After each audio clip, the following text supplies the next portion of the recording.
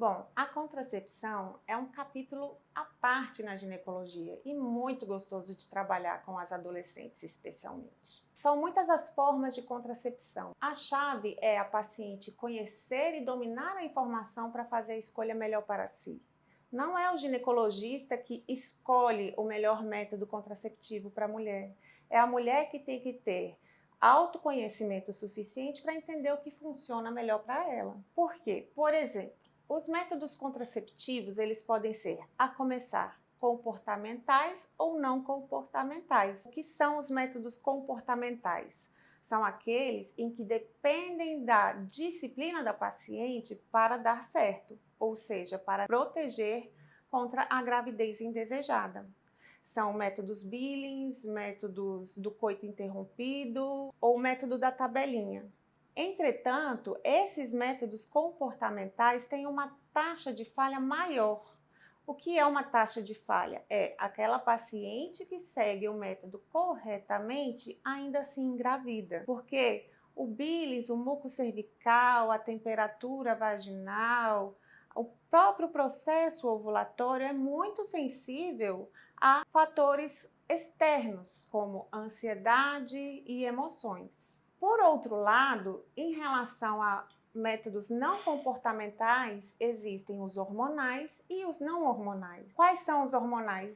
Esses a gente tem uma gama de métodos, pílulas contraceptivas, sejam elas com um ou dois hormônios, pílulas contraceptivas que toma-se continuamente, sem pausa ou faz a pausa, métodos injetáveis, métodos de longa duração como o DIU de cobre, o Mirena ou Quilena, o implante hormonal, o anel vaginal, o adesivo. São uma gama de métodos contraceptivos que a mulher, conhecendo-os, avalia o que é melhor para ela. Não podemos esquecer de falar da camisinha, que é um método de barreira.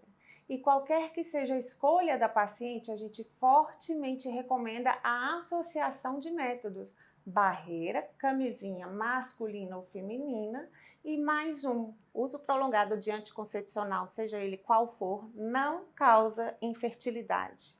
Entretanto, outras doenças podem causar a infertilidade, como doenças inflamatórias pélvicas causadas por organismos transmitidos sexualmente, em que a paciente contrai isso pela falta da camisinha, ou seja, a falta do método de barreira causando uma infecção sexualmente transmissível pode causar infertilidade.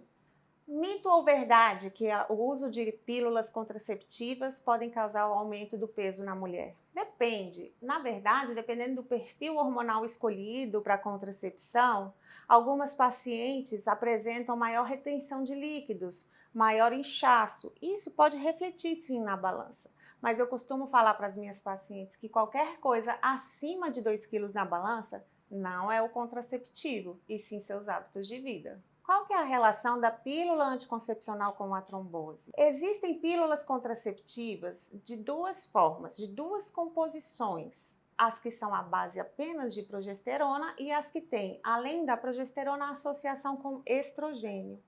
A presença do estrogênio na fórmula pode aumentar discretamente o risco de eventos tromboembólicos em pacientes com fatores de risco. Ou seja, pílulas contraceptivas combinadas de progesterona associadas a estrogênio podem sim aumentar o risco de trombose naquelas pacientes com fatores de risco para tal. Quais são elas?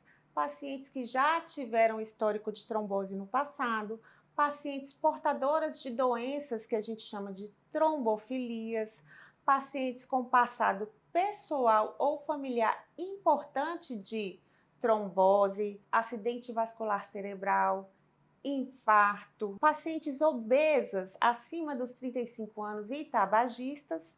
Esse é o perfil da paciente que não se beneficiaria com o aumento do risco de trombose associada à pílula contraceptiva. Por isso que é importante você sempre conversar com o seu ginecologista sobre riscos e benefícios da pílula contraceptiva e avaliar qual seria a mais indicada para você. Mito ou verdade? A pílula contraceptiva, ela é ou não abortiva? Mito. A pílula contraceptiva não é abortiva, uma vez que a pílula contraceptiva impede o encontro do espermatozoide com o óvulo e assim não ocorre a fecundação.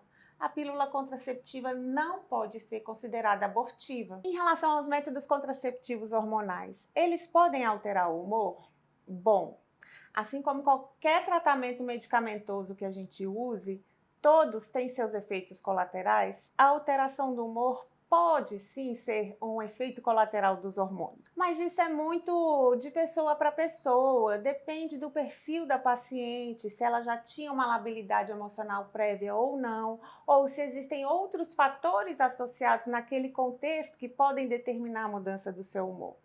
Por isso, se após 3, 4 meses de uso do método contraceptivo hormonal, você achar que a alteração do seu padrão de humor está relacionada ao método, procure o seu ginecologista. Ninguém melhor que esse profissional da sua confiança para te orientar melhor se está ou não relacionado ao método e se este é o melhor método para você. A pílula contraceptiva pode afetar a libido? A resposta é sim. Mas é muito simplista acusar apenas uma medicação de diminuir a libido da mulher. Antes de atribuir a ela toda a responsabilidade pela falta da libido, a mulher tem que avaliar como é que está seu casamento, seu relacionamento, se você está muito estressada, se você tem bons hábitos de vida, atividade física para a liberação de endorfinas. Como que está a sua vida para afetar a sua libido? Antes de acusar apenas o método contraceptivo a responsabilidade pela falta de libido, converse com seu ginecologista e faça essa análise pessoal. Vamos falar um pouquinho sobre o DIU. O que significa DIU? Essas 3 letrinhas, D-I-U, dispositivo intrauterino. É um método contraceptivo de longa duração, inserido dentro do útero, que pode ser tanto hormonal quanto não hormonal. Qualquer que seja o DIU, tem o perfil da paciente que se beneficiará mais. O DIU hormonal, ele é a base de banhado em progesterona e ele tem longa duração de liberação do hormônio, de 5 a 7 anos. Existem 2 tipos no mercado atualmente, o Mirena e o Quilena. A diferença entre os dois são sutis, o tamanho, a dose hormonal. Por isso que existe um perfil ideal de mulher para cada método. Em relação aos DIUs não hormonais, quais são e quais as diferenças entre eles?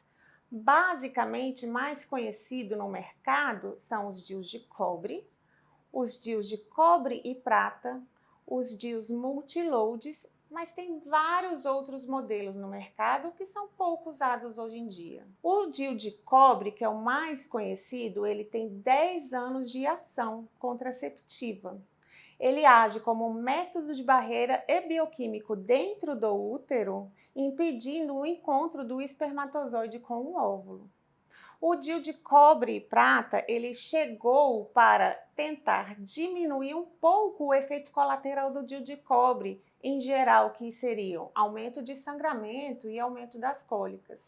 Espera-se que com o DIU de cobre e prata, a paciente que queixava-se de muito sangramento em relação ao DIU de cobre, apresente um aumento um pouco menor, melhorando assim a sua qualidade de vida. Qual que é a principal diferença entre os DIUs hormonais e não hormonais?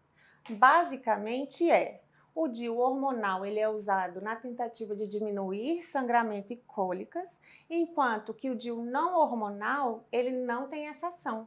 Pelo contrário, algumas pacientes experienciam um aumento do fluxo menstrual e aumento das cólicas. Quando que eu indico um tipo de DIU ou o outro tipo de DIU? Para pacientes que têm fluxo menstrual muito aumentado ou que se queixam de muitas cólicas, uma vez escolhido o dispositivo intrauterino como método contraceptivo, a gente tende a convencer a paciente que o DIU hormonal é mais indicado para ela. Porque, com o passar do tempo, até 70% das pacientes param de menstruar ao longo de um ano e diminuindo assim as cólicas. Além disso, os DIUs hormonais, o Mirena, ele não tem uma indicação exclusivamente contraceptiva.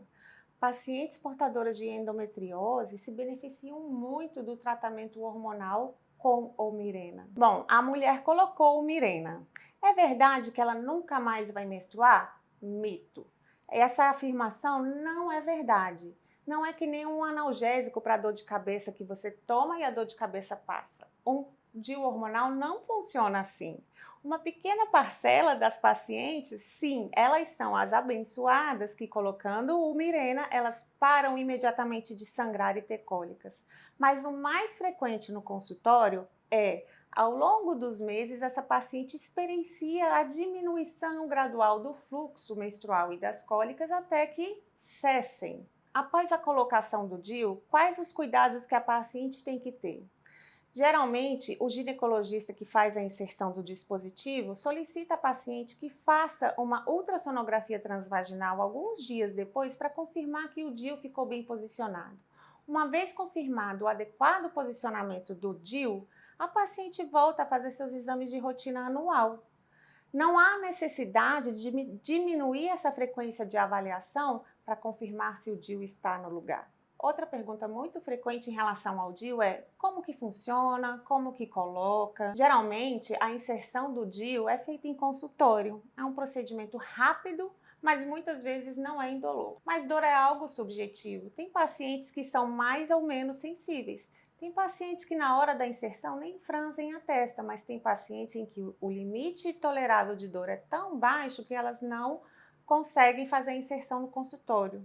Para essas pacientes, a gente lança a mão da inserção sob sedação, em que a paciente não sente nada, apenas uma sedação rápida. Quando ela acorda, o DIU já está bem posicionado.